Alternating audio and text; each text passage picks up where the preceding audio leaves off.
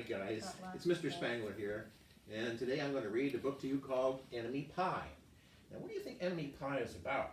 Listen to the story and find out what the ingredients are and why there is enemy pie. Alright, here we go. It should have been the perfect summer. My dad helped me build a tree house in our backyard. My sister was at camp for 3 whole weeks. And I was on the best baseball team in town.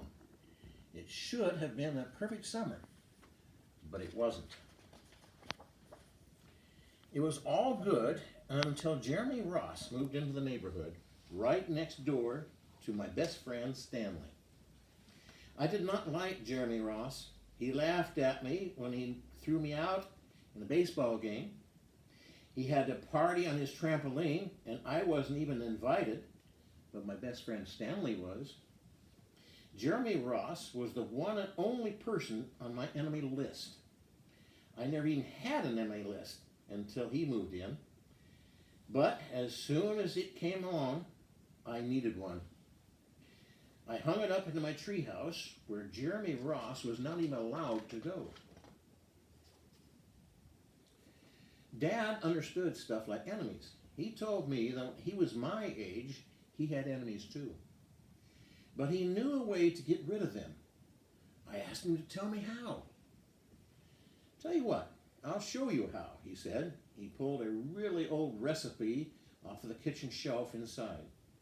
There was a worn and scrapped up piece of paper with his writing on it, and he held it up and he squinted at it, and he said, ah yes, here it is, enemy pie. You may be wondering exactly what is in enemy pie. I was wondering too. But Dad said the recipe was so secret he couldn't even tell me. I decided it must be magic. I begged him to tell me something, anything. I'll tell you this, he said. Enemy pie is the fastest known way to get rid of your enemies. Now, of course, this got my mind working. What kinds of things? Disgusting things would I put into a pie for an enemy. I brought Dad some weeds from the garden, but he just shook his head. I brought him earthworms and rocks. He didn't think he would need those. I gave him the gum I'd been chewing all morning, and he gave it right back to me. I went outside to play alone. I shot baskets until the ball got stuck on the roof. I threw a boomerang that never came back to me. And all the while, I listened to the sounds of my dad clipping and stirring and blending the ingredients of enemy pie. This would be a great summer after all. Enemy pie was going to be awful. I tried to imagine how horrible it must smell, or worse yet, what it would taste like.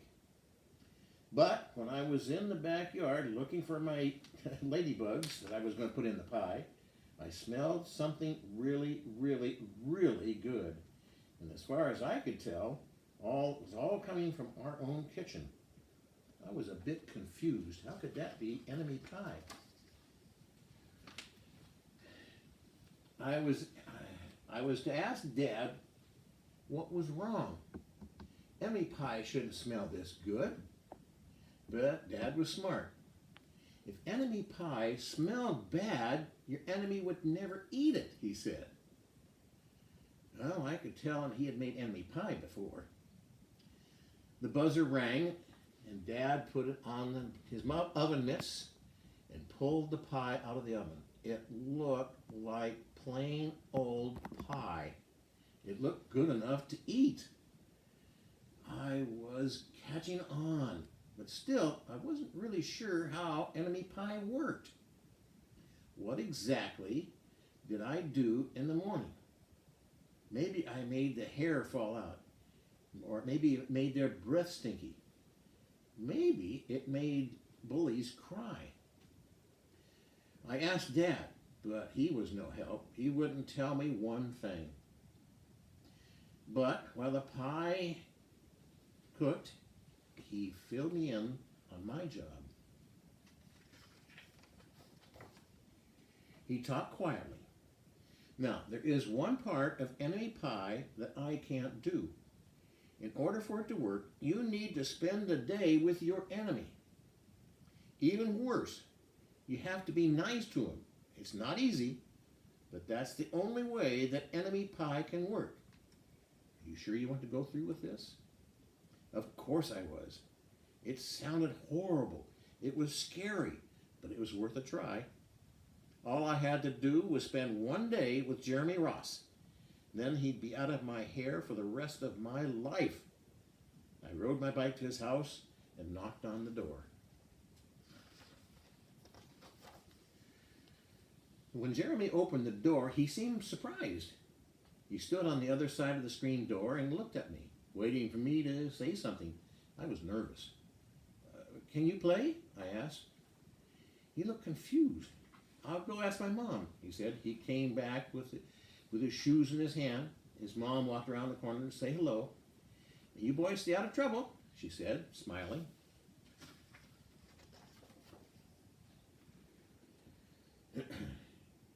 We rode bikes for a while, and we played on the trampoline.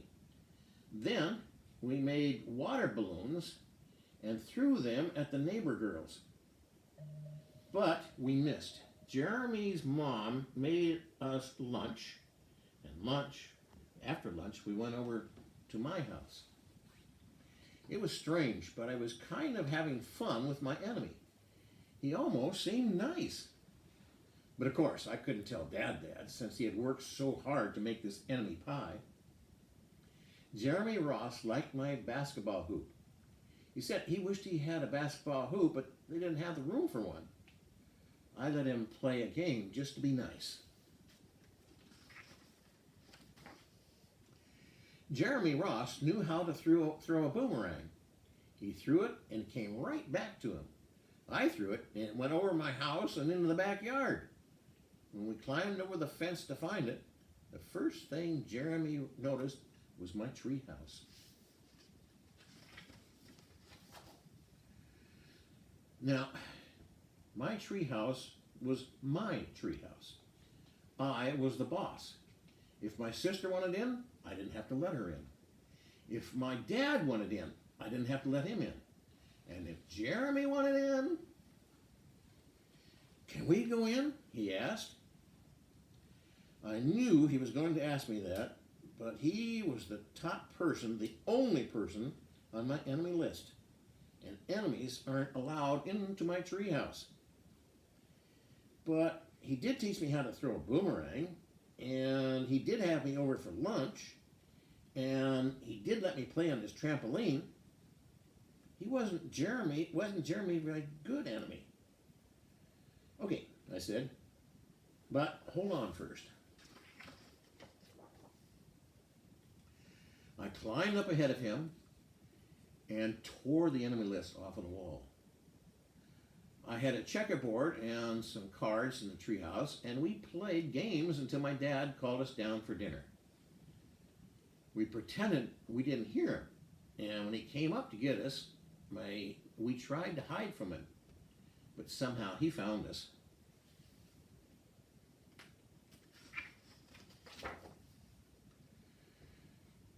Dad made us macaroni and cheese for dinner, my favorite. It was Jeremy's favorite too. Maybe Jeremy Ross wasn't so bad after all. I was beginning to think that maybe we should just forget about enemy pie. But sure enough, after dinner, Dad brought out the pie.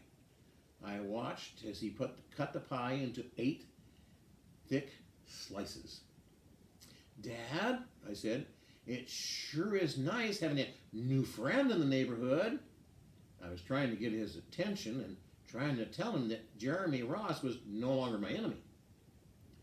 But Dad only smiled and nodded. I think he thought I was just pretending.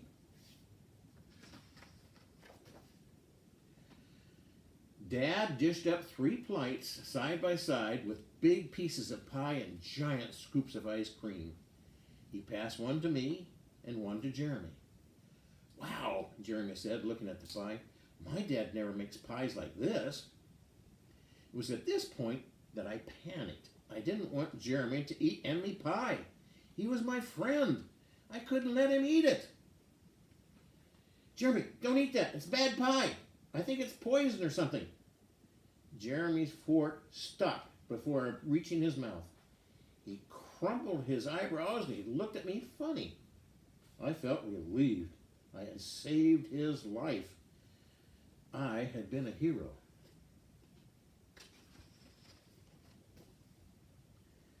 If it's so bad, Jeremy asked, then why's your dad already half eaten his? I turned to look at my dad, and sure enough, he was eating enemy pie. Good stuff, he mumbled through a mouthful. And that was all that he said. I sat there watching them eat enemy pie for a few seconds. Dad was laughing, Jeremy was happily eating, and neither of them was losing any hair. It seemed safe enough, so I took a tiny taste. Enemy pie was delicious. After dessert, Jeremy rode his bike home, but not before inviting me over to play on his trampoline in the morning. He said he'd teach me how to do the flip. As for enemy pie, I still don't know how to make it. I still wonder if enemies really do hate it, or if their hair falls out, or if their breath turns bad. But I don't know if I'll ever get an answer, because I just lost my best enemy, and now I've got another friend. So that was enemy pie. So stop and think about that for a little bit. Understand that something from home may be causing your supposed enemy to act the way he does. Assume that you're not the target, it only looks that way. Now, remember the bucket list, your bucket may be empty and there's not a personal attack on you. Your bucket may be empty and you may be in a grumpy or bad mood. Is this a personal prejudice? Are you giving in to peer pressure? Think about those things, and how can you avoid making a real enemy? Thank you.